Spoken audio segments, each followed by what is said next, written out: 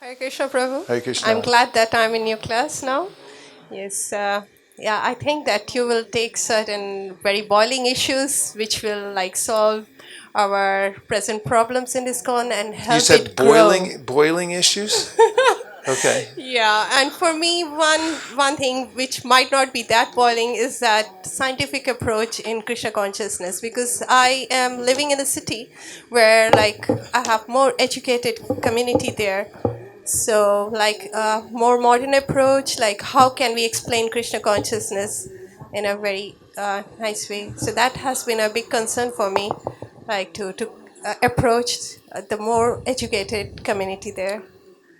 So that's a nice service you're Yeah, doing. thank you. I just happened to have been thinking about that this morning, the scientific approach for, and of course, it may be different if somebody's a scientist and presenting to other scientists and those who are not scientists presenting.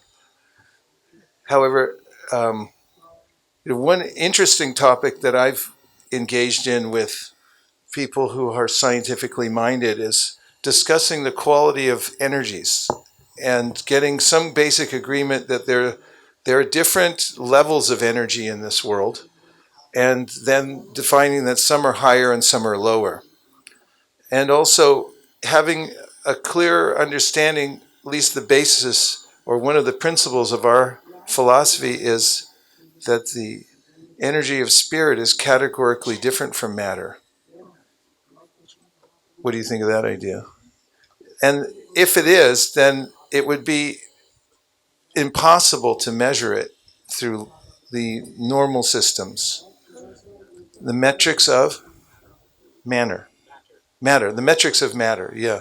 So it's using logic.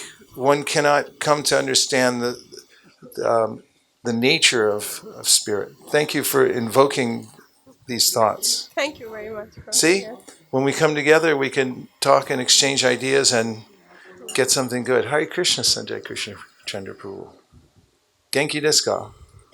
This is Sanjay Krishna Chandra Prabhu. He's from Tokyo, one of the pioneers of the Tokyo Temple, where reside Shri Shri Radha Govinda, who are absolutely charming, and especially in the backdrop of Tokyo, which is a very clean city, but nonetheless very people are very industrious there, and perhaps not running to Mangalartik, but probably running to work and so forth.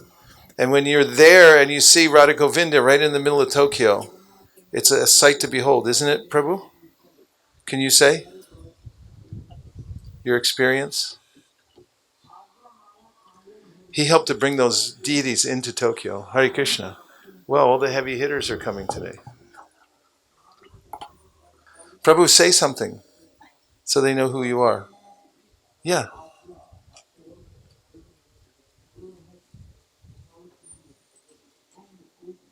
Hare Krishna, Hare Krishna.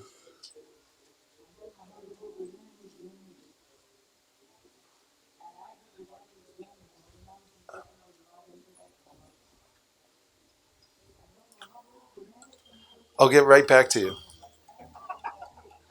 Nama Om Vishnu Padaya Krishna Preshtaya Bhutale Sri Mate Bhaktivedanta Swami Niti Namine Namaste Saraswate Deve Gauravani Pracharine Nirvishesha Shunyavadi Paschatya Deshatarine Jaya Shri Krishna Chaitanya Prabhu Nityananda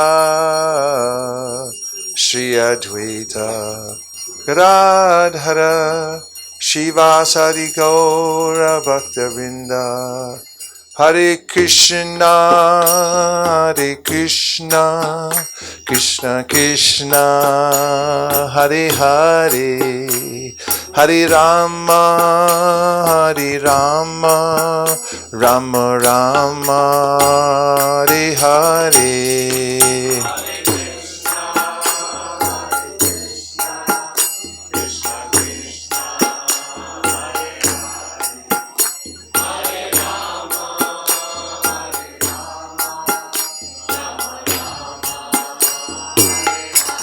Hare Krishna, Krishna Krishna, Hare Hare, Hare Rama, Rama Rama, Hare Hare.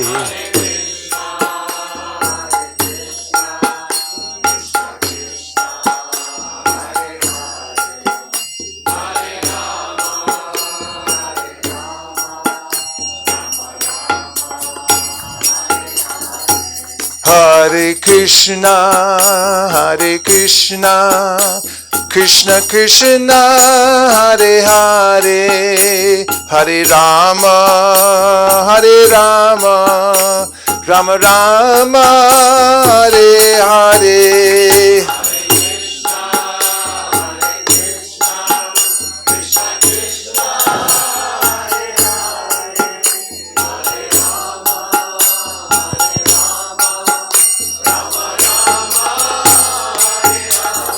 Hare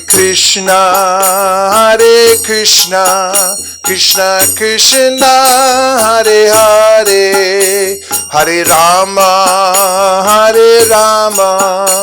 Rama Rama, Hare Hare.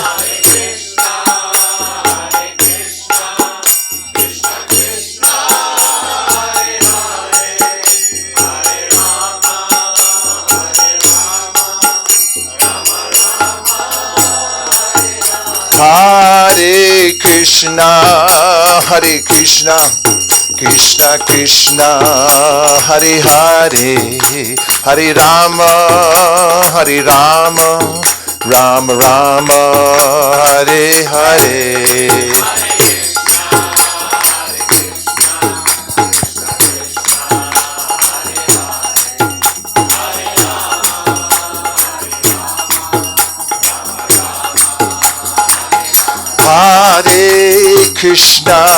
Hare Krishna, Krishna Krishna, Hare Hare, Hare Rama,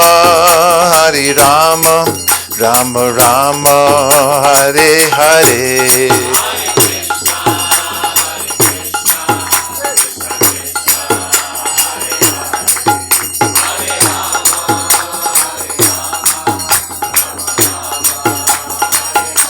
Hare Krishna, Krishna Krishna, Hare Hare, Hare Rama, Rama Rama, Hare Hare.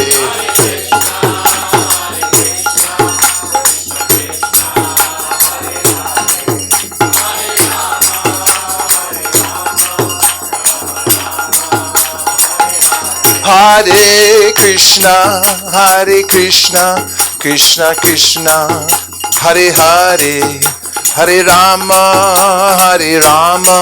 Rama Rama, Hare Hare.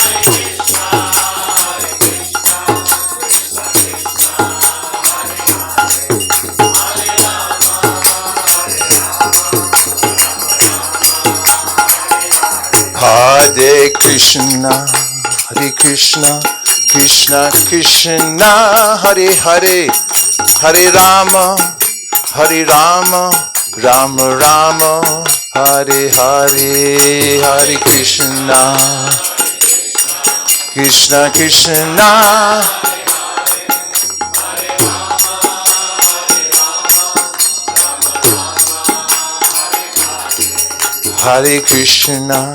Hare Krishna, Krishna Krishna, Hare Hare, Hare Rama, Rama Rama, Hare Hare, Hare Krishna.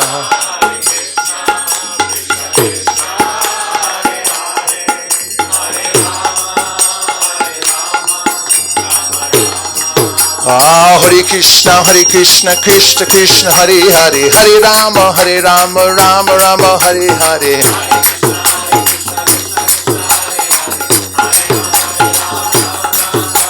Hare Krishna, Krishna Krishna, Hare Hare, Hare Rama, Rama Rama, Hare Hare.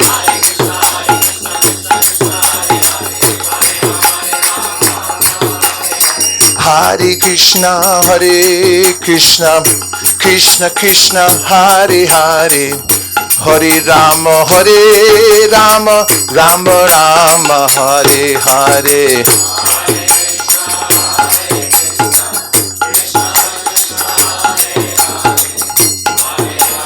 Hare Rama, Hare Krishna, Krishna Krishna, Hare Hare, Hare Rama, Rama Rama, Hare Hare.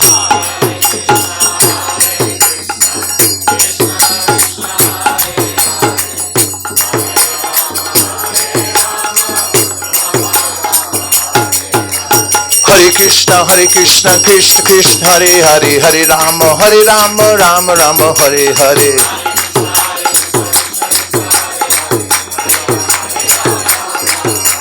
Hare Krishna, Krishna Krishna, Hare Hare, Hare Rama, Rama Rama, Hare Hare.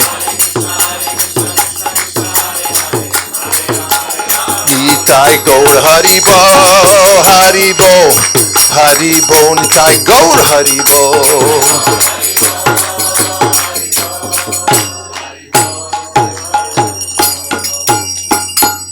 Shri Harinam Sankirtan ki, Shri Harinam Mahamantra ki, Shri Harinam Prabhu ki, Gaurapurnima.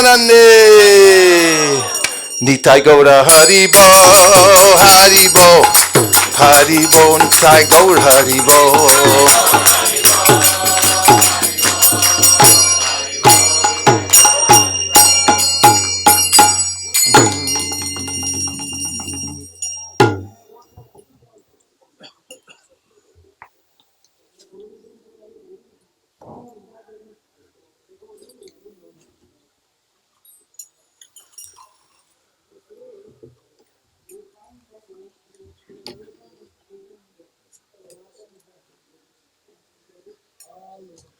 I offer my respectful obeisances to His Divine Grace A.C. Bhaktivedanta Swami Prabhupada and to all of you, because you are Vaishnavas and therefore are the most worshipable in the three worlds. Hare Krishna. So it helps to have principles in one's life, I propose, that by following, one can be assured and feel confident that one's making progress, because the world's a complicated place. And there are many suggestions about how to do things, both from people who give free advice or from our own minds. And if we can discern principles that are tried and true, and we follow them carefully, at least I find that gives me a modicum of confidence and peace in my life. Because do you ever find that there's a sense that there's so much to do and so little time? Of course, that's an obvious one. You feel like that? And oftentimes it seems as if there are too many things to think about at one time.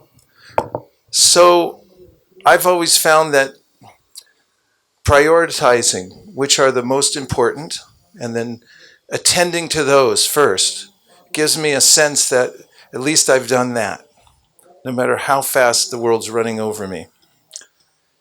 And then coming to principles. So that's how I conceived of the presentation over the last few weeks, thinking about what to say to all of you and how to frame it. So I framed them as the yagatas. That means you have to do this. You got to do this to be a successful leader. So let's talk about a few of them today. One of my favorites, because it starts at the most basic level, and I want to see if you agree with me if this is a basic idea. And that is, you got to stay alive. Yeah? Overrated? You got to stay alive. And this is the first principle that my friend Satyadev Prabhu, who was a paramedic for 20 years, told me that they taught him in paramedic school, is that a dead paramedic can't save anybody. And when you walk into a scene, you want to make sure that you don't get electrocuted or shot or poisoned. Am I being too graphic? Is this a family program? And you have to be careful about that. And then I read in a purport, in fact, we read it last night from the 10th canto of the Srimad Bhagavatam in the Brahma Stuti, Brahma's prayers after he has that life-changing, perspective-changing encounter with Krishna, who, after Brahma stole the boys and calves, Krishna reproduced them exactly like as they were before, and then revealed to Brahma that he's the source of everything. And then Brahma began to pray, and then when he comes to the prayer, Tate anukampam samikshamano bunjane vatma kritam vibhakam pradvapur virvidadam namaste jiveta yo mukti pade sadaya bhak. This verse, you know this verse, right? It's really a quintessential verse, attitude of devotees, which is that whatever happens to me is the mercy of the Lord. And amazingly, Brahma says if one can develop this attitude, that whatever comes to me, I take as the mercy of the Supreme Personality of Godhead, whether it be good or bad, it qualifies one to go back to the spiritual world. In fact, he said you'll inherit the kingdom of God. And in the purport, the Acharyas are saying that the duty of a rich man, the son of a rich man, is to stay alive. You only have one duty. What do? I just stay alive as long as possible, because why? Because inherit the wealth. And Sridhar Swami then points this out, the great commentary in Bhagavatam, that it's the duty of a devotee, similarly, to stay somehow or other stay alive in Krishna consciousness. Does this make sense? Yeah, in another place, Prabhupada said, it's a regulative principle that one should not fall down. So this also is in the same realm of staying alive, in somehow or other in Krishna consciousness. Now, a similar principle that I got from His Holiness Radhanath Swami one day when I was complaining to him about the rigors of management and how overwhelming it is sometimes. I already asked you this before, but I like to reconfirm it with others as frequently as possible. Do you ever feel the rigors of management? Only one person, two? Okay. Makes me feel better to know that. So I was basically, venting to him, and in his very thoughtful way, he considers things carefully, and then he said to me, the main duty of a manager or a leader is to be blissful. He said, if you're not blissful, then you won't be able to manage, and you won't be able to lead. That really struck me, that was my duty in life, to be blissful. And that's part and parcel with staying alive in the world and staying alive in Krishna consciousness. So one might then dedicate oneself to that idea, rather than trying to fix a lot of broken parts or pieces that don't work, or try to tie up loose ends that keep coming undone again, which is, I'm getting a little support up here in the front from Deva Madhava Prabhu. He's a temple president in Michigan, and creator of many different preaching programs. That if I focus on this first duty, and that is to be blissful and to stay alive in Krishna consciousness, this gives me a basis through which, throughout the day, I'm considering that I'm doing my duty. Because I think one of the anxieties that can grow is, am I applying my energy in the right place? So staying alive in Krishna consciousness requires having a contact, and being blissful, having contact with the spiritual energy. And It also, I've found, requires that one develop a certain level of absorption. Have you noticed the difference? For instance, if you're chanting your rounds and your mind is being affected by the clock, do you know what I mean by that? I mean that you're thinking, perhaps I'm thinking that I have to hurry up and finish, or maybe I'm thinking, when's this going to be over? That's what I say is the flow of time that my mind can be in. Does any of that sound familiar, or am I shooting like totally off in the wrong direction? Okay, one person can relate, two, three, four, five. Or have you ever been in a situation, as I'm just using japa as an example, where you're chanting and you feel that you lost track of time? Someone taps you on the shoulder and says, hey, we got to clean the temple room. And you're still sitting here and it's past time that, you didn't even realize what time it is. Something like that? Anything?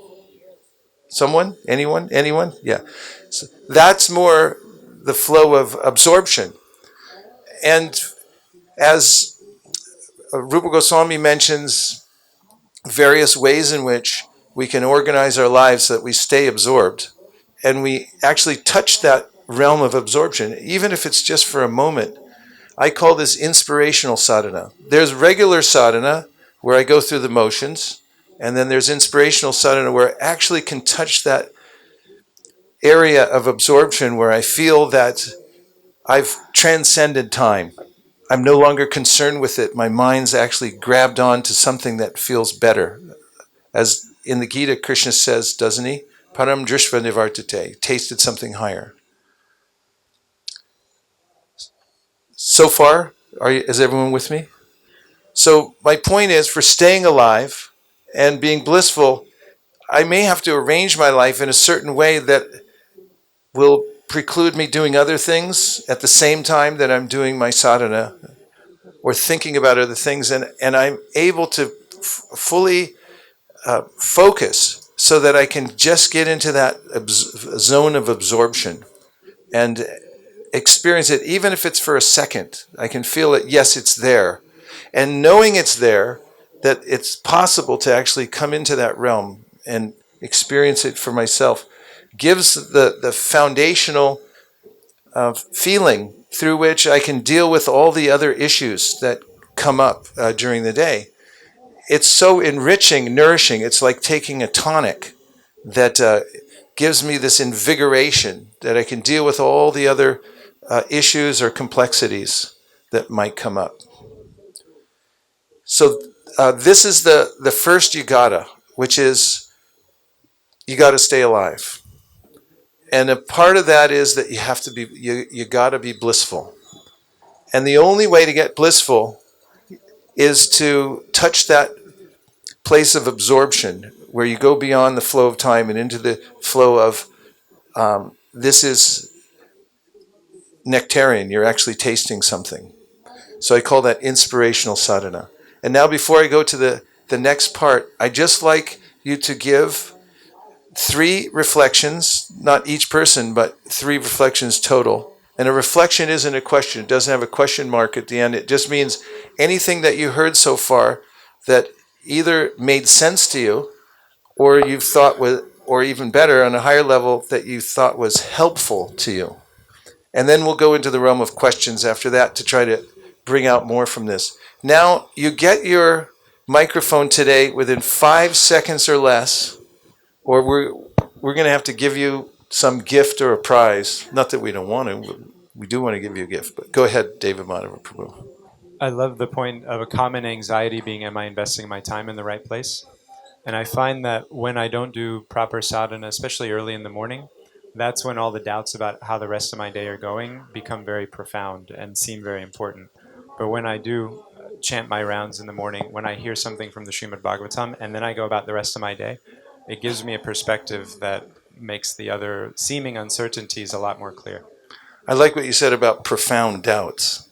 And those can be shrunken by the process of your inspirational sadhana. I really appreciated this point about how when you have inspirational sadhana, you taste something higher. And it's that experience of having tasted that, coming close to Krishna, the desire to want to be Krishna's instrument, that will make everything else in life seem a little bit less significant or less impacting on the heart. So I really appreciated that point. Oh, thank you. Good. And just to point out that Rupa Goswami mentions in the one word niyamagraha, at least half the meaning of that is it's illegal not to get a taste. In other words, he's saying don't practice just for the sake of practicing. That's illegal. You have to be practicing to try to taste that thing and get into that realm. Yes. Hare Krishna. Hare I Krishna. like that that gotta have principle of being blissful as a leader, because that whole mood of borrowing and lending spiritual energy, the Chaiva Bhava mood is such an important mood. And to actually get blissful, you've also told us to latch upon that moment in spirituality and connecting to the Lord in chanting where it goes beyond time. So therein lies the bliss. Yeah, that you're thank going you. to Thank you for share. that reflection. And as you were speaking, actually, I was thinking of another way in which one can develop this sense of felicity, happiness, blissfulness, and that is to practice telling the truth. Because the tongue, at least my tongue, always has this tendency to want to embellish things or to, so I look better. Because if it's a 7, I'll just say, well, it's 10. And I'm thinking, like, why'd you do that? It was 7. Why'd you have to say 10? And I don't feel blissful when I do that. But when I restrain my tongue and I say, no, it's 7, and people look at me and go, the 7? And then the whole world goes on. I didn't die or anything. And then I feel like, wow, actually, I feel happy. I feel light. So Dharma, doing the right thing, is an amazing kind of practice. Instead of doing the wrong thing or shading the truth, if you do the right thing, you feel lighter. Your consciousness actually expands. You become a bigger person. The chitta, it becomes sukha, or the ka, the space within the chitta. It becomes su, becomes big, and you feel happy. And as living entities, we don't have to get anything to feel happy. We just have to do the right thing and be properly aligned. Then we feel happy and blissful. And then people notice it. I see this a lot from book distribution. People aren't buying books. They're actually buying your countenance. Whatever they see in your eyes or in your overall countenance, they somehow, because living entities are so smart, because they're part and parcel of Krishna, they can tell when they look at somebody, they didn't chant their rounds. No thanks, I'm not interested. They're not literally thinking that, but they feel it. One time I was in the St. Louis airport and I became angry with somebody, unnecessarily, probably because I think I'm the supreme controller and I wasn't able to control them and make them take a book, and they didn't. I don't remember the circumstances, but I do remember the aftermath that I became angry. And then for about a half an hour, people looked at me like I was anathema. They look at me from a distance and go, ooh, get away from me. And then I read later that Prabhupada said when you become angry, there's a way in which it contaminates your body, your face, your neck, your chest. Everything has this residue on it.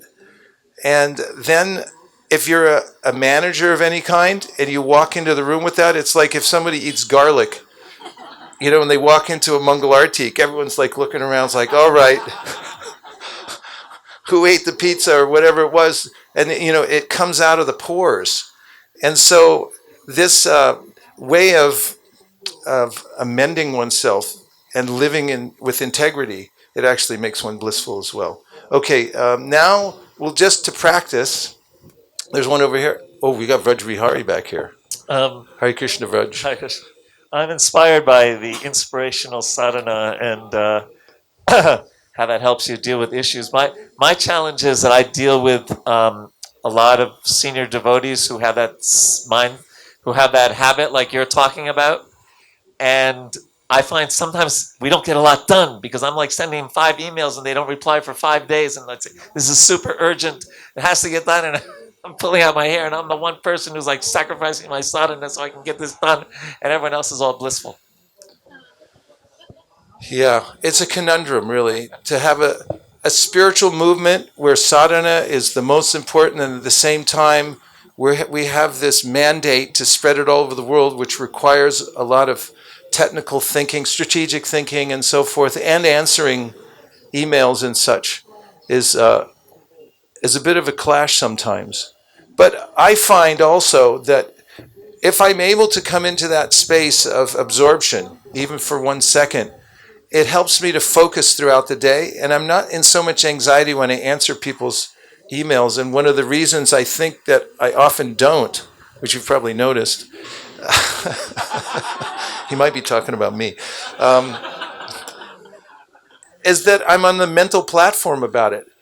But a lot of reason people take intoxication is to get off the mental platform. I know in Japan, there's a protocol. It's a very tight culture, and you're supposed to act in a certain way, especially when you're at work.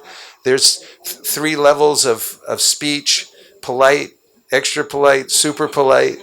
And after they work all day long, they go to a bar. This is actually required if you work in Japan, so I'm not recommending it. They have to go to a bar and not just have a drink, but have a lot of drinks, so that they lose their inhibitions, and then they can, say whatever they want. And in that space, in that framework, it's perfectly acceptable for an employee, to tell the boss, you're a real jerk. Because it's just that's the place for it, and then they have alcohol in there. So I'm proposing that the same thing can happen for me if I'm able to actually do the right thing and taste a little bit of ananda from the practice, and then it loosens me up so I can actually answer an email without getting really mental about it. I feel there's a flow there. Thanks, Braj. That was helpful. Really practical, actually. Okay, so we took a few reflections. That went well. We took kind of a question, and we're still on our feet going, right? So shall we go on to a few more yagatas? Okay. Let's see what we got here.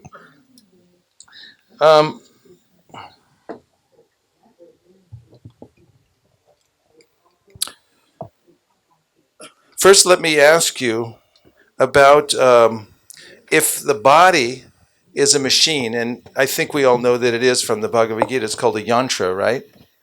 Then what is a doctor? And if you already know the answer, Nagar Kirtan, don't say anything. What's a doctor? A what? A mechanic, yeah, I guess.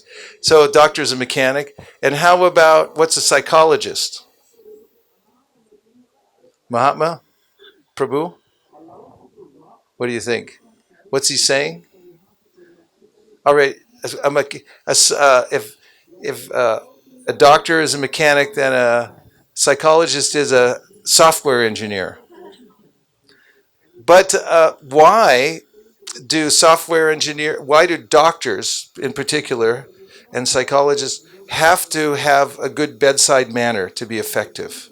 This is, of course, becoming more prevalent in modern times, that people heal faster when they are treated nicely, and when there's a sense that the person actually knows that they're not just the body, and that there's a spirit inside. Or maybe they don't think like that, but at least they think, I should be sensitive because that will make a difference in this person's healing and in this person's life. So why is that important? If the body's just a machine and the mind is just software. And the reason is that living entities are very sensitive.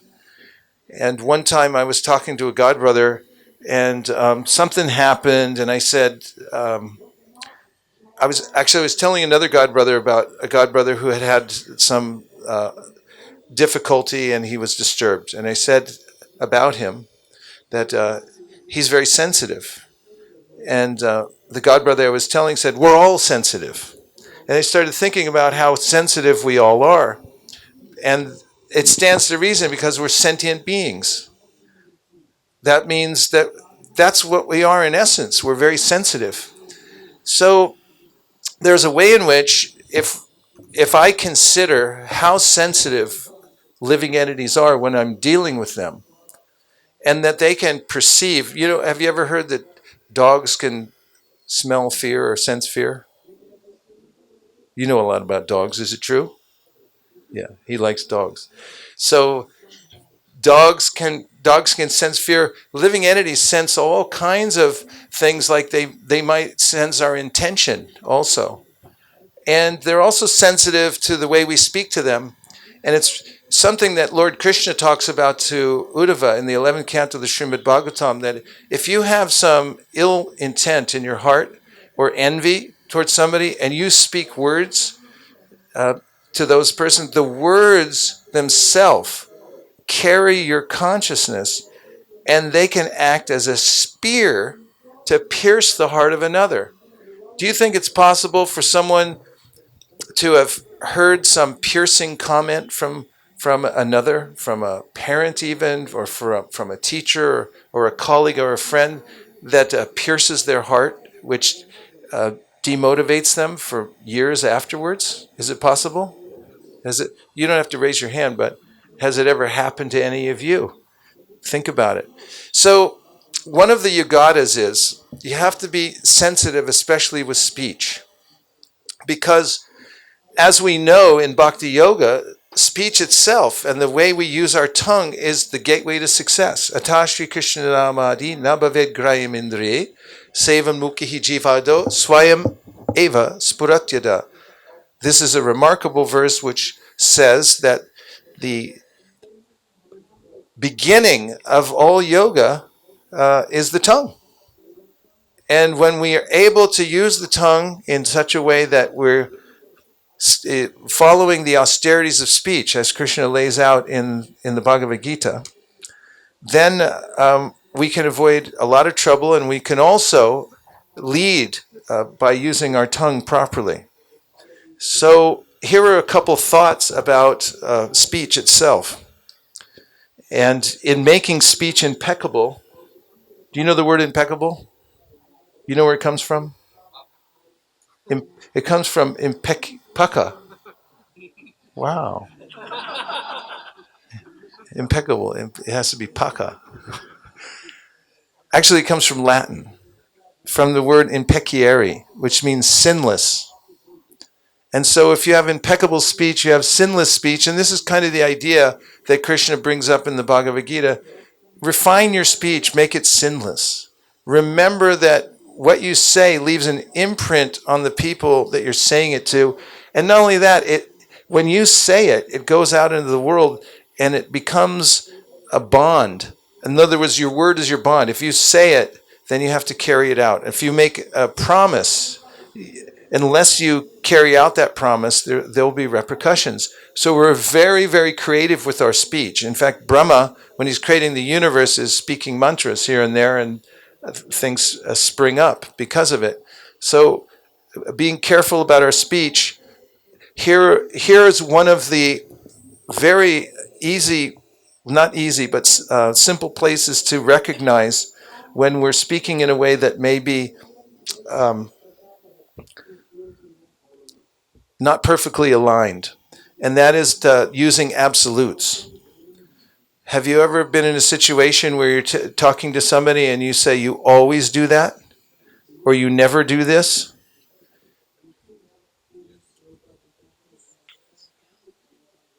It's happened.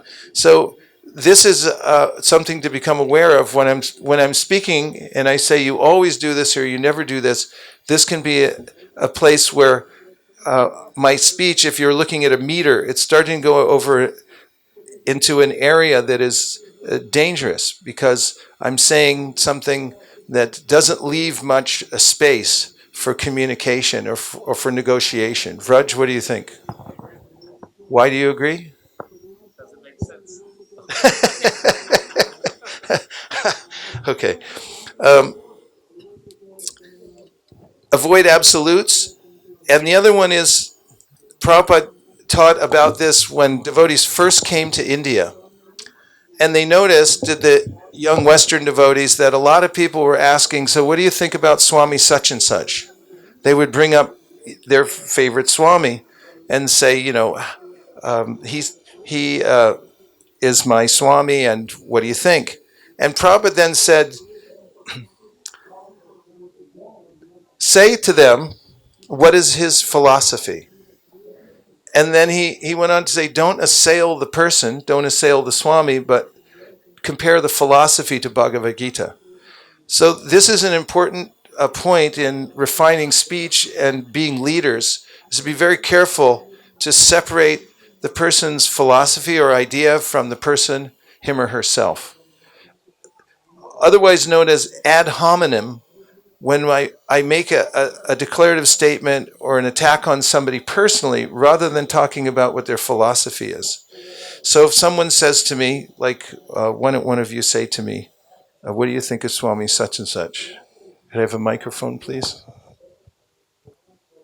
In 5 seconds or less. Oh, yes, please, Prabhu. What do you think of Swami such and such? I don't know what Swami such and such, but what is his philosophy? He believes we are all God. And do you read the Bhagavad Gita? I've read it a couple of times. Okay, so in the Bhagavad Gita, which is the standard book of knowledge, and then we'd go from there to discuss the philosophy. I don't want to get into all the details of the logic behind it, but I'm just giving the entryway. It's an easy way to avoid the conflict of ad hominem, of attacking the person, because people are very emotional about those that they are being nurtured by. And if you bring up the name or say anything about the person, then it becomes very touchy immediately. And one of the other very powerful ways to control speech is to listen to what people are saying before remarking about what they just said. And I read a book once called How to Win an Argument. And it was written by a professor of rhetoric in New York University. And one of the main points that stuck with me from his book was, when people discuss things or when they argue particularly, they forget what they're arguing about. And they argue just for the sake of arguing. So his main admonition was that find out what you're talking about first before you answer. And as you're answering, make sure you stay on the topic that you're speaking about.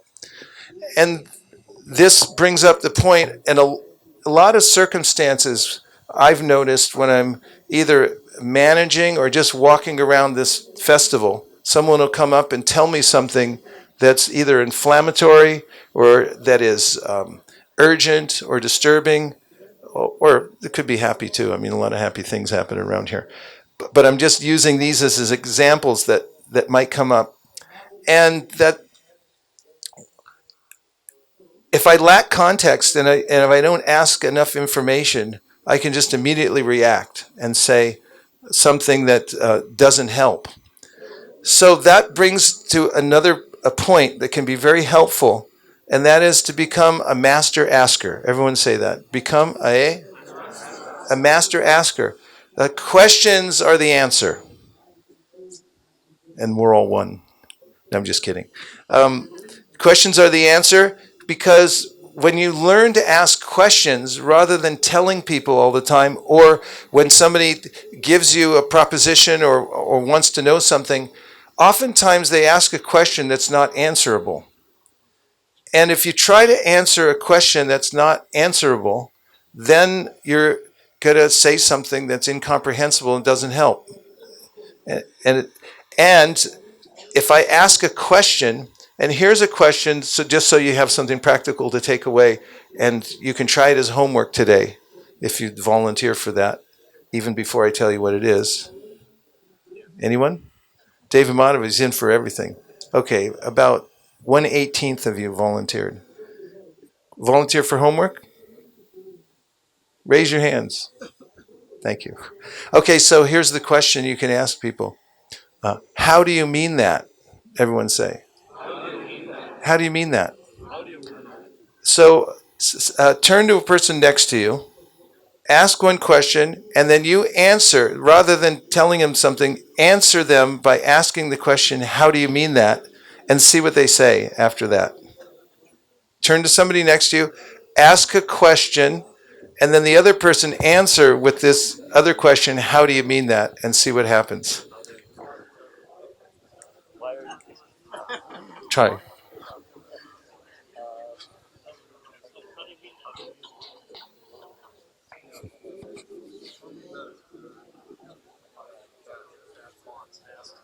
Yeah? What did he say?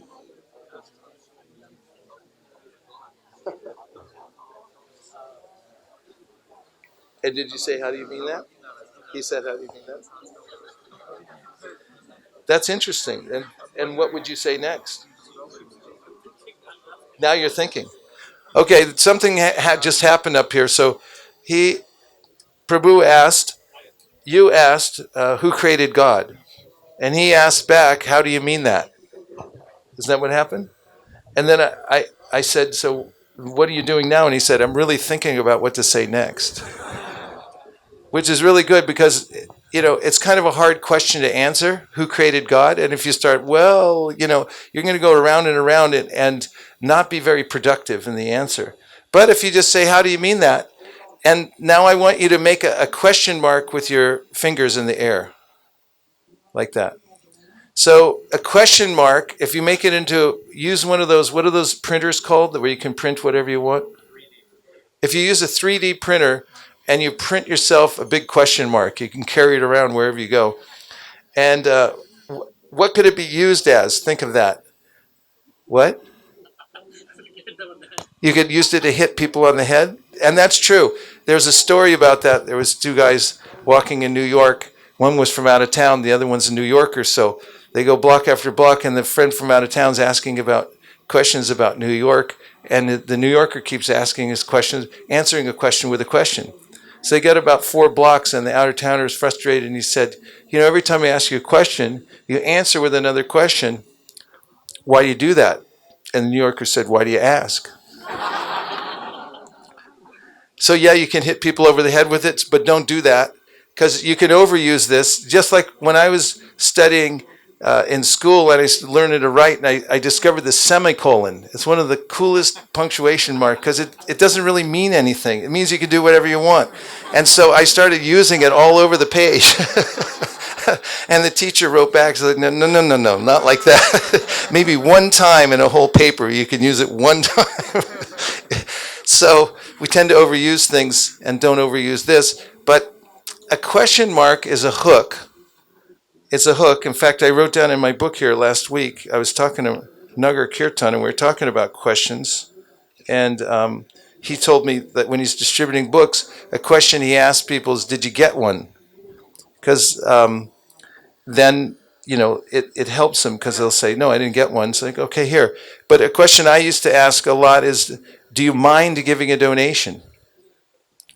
And now they have to say yes to say no. You mind giving a donation? And if they want to say no, they got to say yes. Anyway, that's just an aside. Just something to think about with questions. You can play around with it.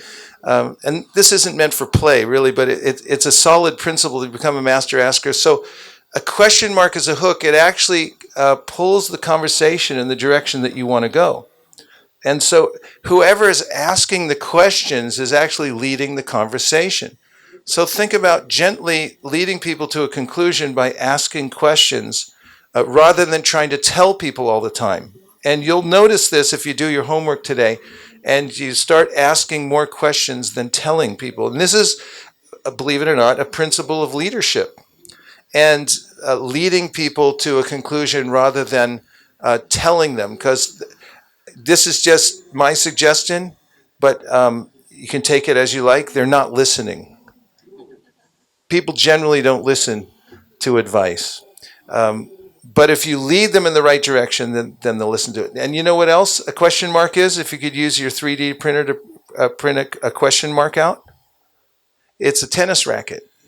If you just string it, then you have a little racket, and you put the ball back in the other person's court. So if you don't like the kind of pitch that you got, you can just knock it right back with a question using your tennis racket question, and use this question, so how do you mean that?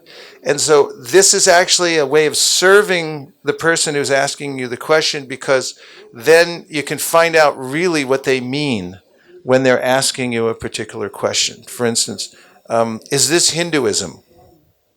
And give him the microphone. He's going to do his homework right now. And I'm using David Madhava Prabhu in the front row here because he's so cooperative. Go ahead. Is this Hinduism? Well, I'm asking you. Okay. Is this Hinduism? How do you mean that? I don't know. What's a Hindu? So, I don't know either. Nobody knows. So, I mean, how are you going to answer the question, are you a Hindu? Because, I mean, even the Indian government doesn't know exactly what a Hindu is. There's not a real definition for it. So if you try to answer that question, you're going to be in trouble. So it's better to break it down by using your tennis racket and hitting back and saying, how do you mean that? Or any other kind of question that's generic like that puts it back in their court, that helps them. So now we'll just take a couple more reflections to see if anything's resonating with you, to know which direction to go next. Oh, we got Nagar Kirtan in the front. Go ahead. I wanted to say, I liked a couple points about the questions, and I was thinking about what you were saying about how, we don't assail the person, but we assail the philosophy. And I was just thinking about how Prabhupada did that. And if somebody needs to be assailed, then Krishna will do that. And then that's not necessarily our job. Our job is to just help them, ask them questions, and try and help them come to the right understanding in a friendly way. And sometimes that might include pointing out certain things that are unpalatable, but that's Krishna's talking to them, not us. Okay, let me give you an example of the way Prabhupada used to answer questions with questions. So someone asked Prabhupada, you're giving sannyas to young people. Isn't sannyas meant for older people? They're supposed to take sannyas when they're older. And Prabhupada said, what is your definition of old? Isn't that a good question? Can you answer it? Well, you know now, right? And you're a devotee, so, but if you ask somebody else, what is your definition of old? The person he was talking to didn't have an answer. So then Prabhupada was able to provide a helpful answer by saying, old means about to die. And then he asked another question, said, are you any old, can you say that you're any older or younger than they are? Because who knows if they're about to die or not? As an example of the way that Prabhupada used to ask questions. Once a reporter said, a woman said, why do you shave your heads? And Prabhupada said, why do you shave your legs? I mean, it was just like he would answer a lot of questions with questions, and it created a more robust conversation with more details rather than just thinking like, what do I do now? So being careful about speech, these are general principles that you can use anywhere, and being aware of how you're speaking to people. Oh yeah, we had a couple more reflections. Yes. Oh, Mahatma Prabhu, please. You had mentioned how words carry your consciousness and can pierce the heart. I just wanted to mention that in the story of Sati and Daksha, Prabhupada says in the purport, his words pierced her heart. Could you elaborate on the other point you made about the effect of your words when you make a promise you don't keep? I didn't entirely pick up on that. You had mentioned the effect, I believe, of making a promise you don't keep and how that... Well, one of the ways I've noticed it in my life is that first of all, I notice if someone makes a promise to me, that if they don't carry it out, even if we don't say anything about it together, Prabhu, can you sit down? Even if we don't say anything about it, but we both kind of know that the person didn't carry the promise. So what happens is it erodes trust, and trust is the glue that holds everything together in relationships and communities and our ability to lead. I mean, how are you going to lead if you don't have the trust of the devotees? And so if you follow up and you keep your promises, no matter how small, people notice it. And you go out of your way to make sure that I said it, I have to do it. One thing is it makes me a little reticent to say any old thing. It's easy to make promises. Yes, yeah, I can do that. But then if I don't do it, then it diminishes the trust between people. And it also diminishes my stature. But if I'm very, very careful to not make promises I can't keep, and I always try to do what I promised, it builds this kind of bond that is very helpful. Couple more reflections. Anything that you heard that stuck in your mind or that you found useful? 10 minutes left. Yes. Right here.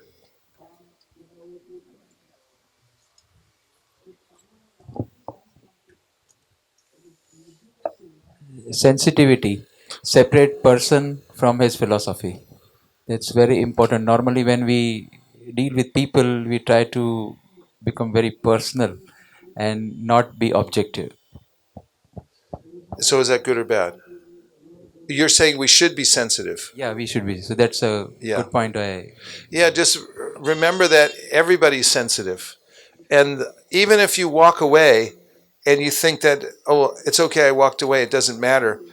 It matters. It stays with them. They notice it. So don't be afraid to take the time and trouble to be sensitive to people's needs and their mood and things like that, because it does register with people and they'll notice it. Yes, Prabhu. 4, 3, 2, just made it.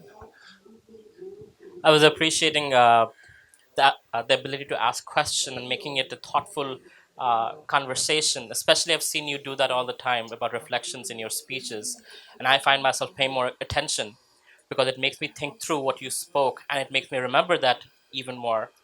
And in arguments I have actually had with atheists and others, it's always the question with the question, right?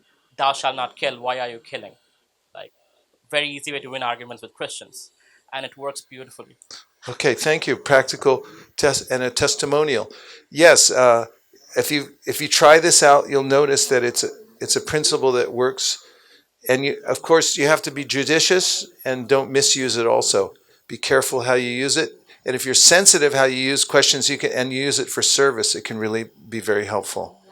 I'll take one last reflection before we give some closing remarks. Anything that you heard that is helpful or stuck with you, Prabhu?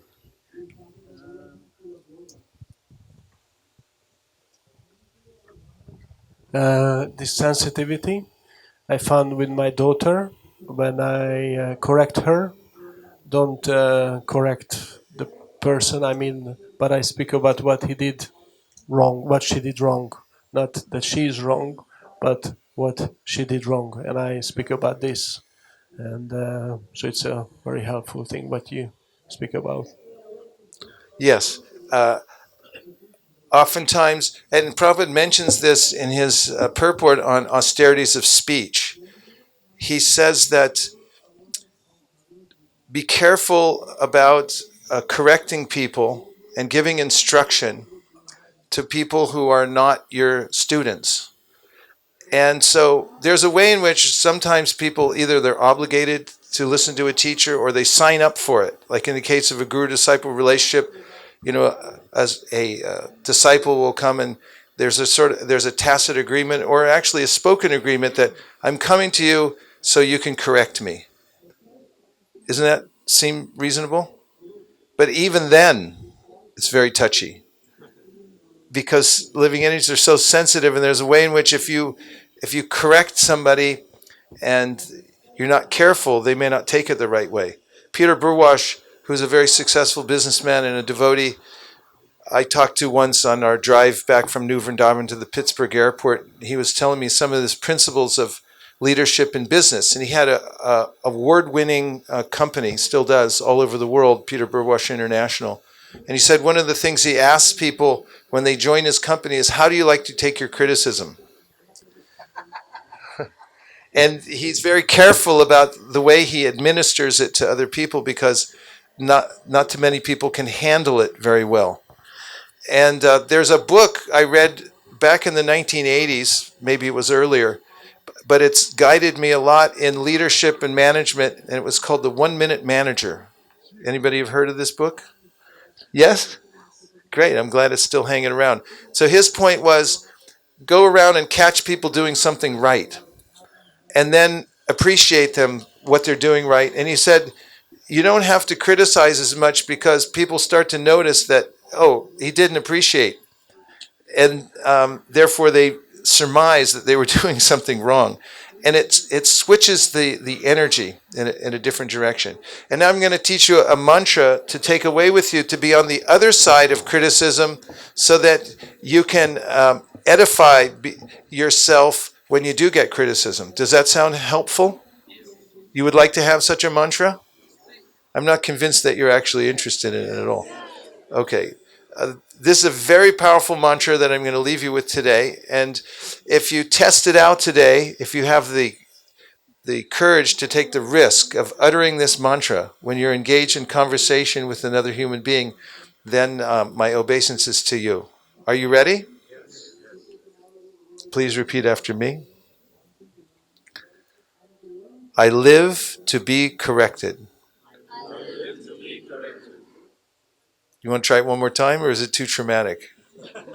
I live to be corrected. Now turn to a living, breathing human being next to you and say, I live to be corrected. Now I dare you to say it to one of your colleagues, associate, a spouse, and say, I live to be corrected, and see what happens. Again, you don't have to overuse it, but the fact is, if you keep that mantra in your mind, even if you don't say it every single time, and it's okay to say the mantra. Mahatma Prabhu, did you do it? You said it to your wife? Okay. Verification, did he say it?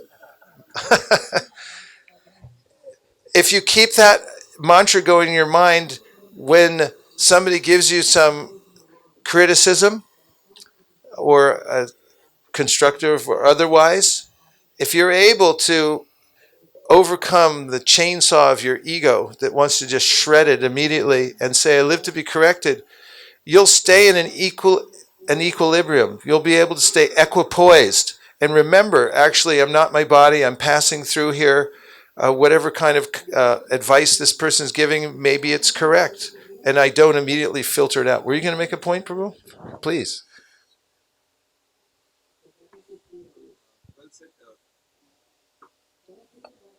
Well said, Prabhuji. Isn't it an attitude of a servant?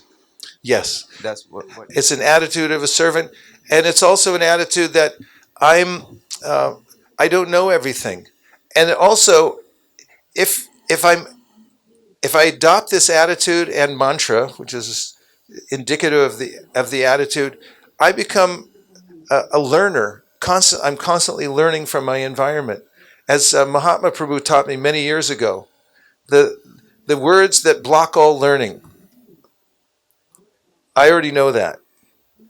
And that's something that that's the mantra I'm running in my head when anybody's talking to me normally. Somebody's talking to me and I'm going, I know that, I already knew that. And when you stop talking, I'm going to tell you something better than what you're saying right now. And so if you replace that mantra with I live to be corrected, then you'll notice that even seemingly mundane conversations or, a person who you thought was just annoying you can actually become your guru. And thank you, Guruji. In fact, learn from your environment. I mentioned my friend Satyadev. We used to travel, and this is my last point because we're finished now. But we used to have to travel by van in part of Japan for about 5 hours. We had this trip up to Takayama from Osaka. And at the time, there was a devotee couple, and they had a small child. And we rode in the van with the child. And he was at the age where his main entertainment in life was annoying us. And he invented as many ways to annoy us as possible. And the first couple of trips that we took with him, year after year, we'd usually be there in April, we were literally traumatized by the time we got up to the mountains where we were going to stay. And then one day we had this revelation that goes along the lines of I live to be corrected.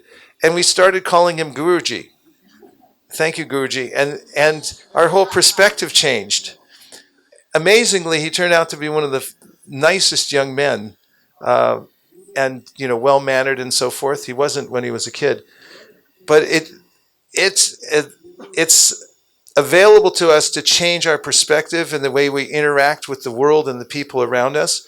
And as leaders of a volunteer organization, and leadership means that you have to deal with people you'd rather not.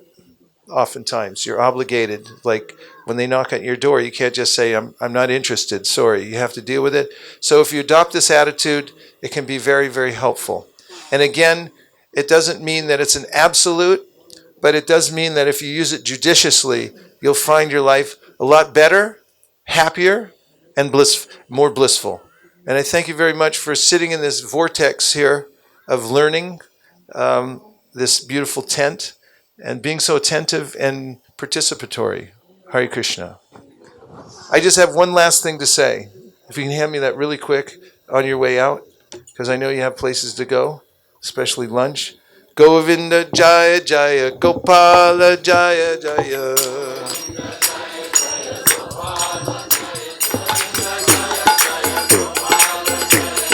Radha Ramana Hari Govinda Jaya Jaya. Haribo, Haribo, Haribo, Nitai Gaura Haribo.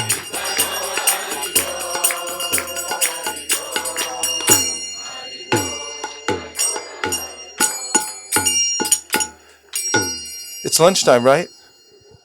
Is it? Sharira Vijaja Jotendriya Tahika Jibe Pele Bishaya Shagare Tarma Jedi Bayati Loba Moisu Durmati Take Jeta Katita Shangshare Krishna Bora Doyamoy Kori Bare Jihwa Jai Shaprashanana Dilobai Shayanamrita Pao Radha Krishna Guna Gao Preme Dako Shri Chaitanya Nita Preme Dako. More people are going to come in because I think we got Prasadam. Shri Chaitanya Nita Mahaprasade Govinde Nama Brahmani Vaishnave Sopa Punyavatam Rajan Vishwaso Naivajaya Prasade Sarva Dukanam Hanirasyo Pajayate Prasana Chetaso Yashu Buddhipaya Vatishtate Bhagavat Shri Mahaprasade Ki Gaurapurnima Nitai Gaura Haribo Haribo Haribo Nitai Gaur Haribo.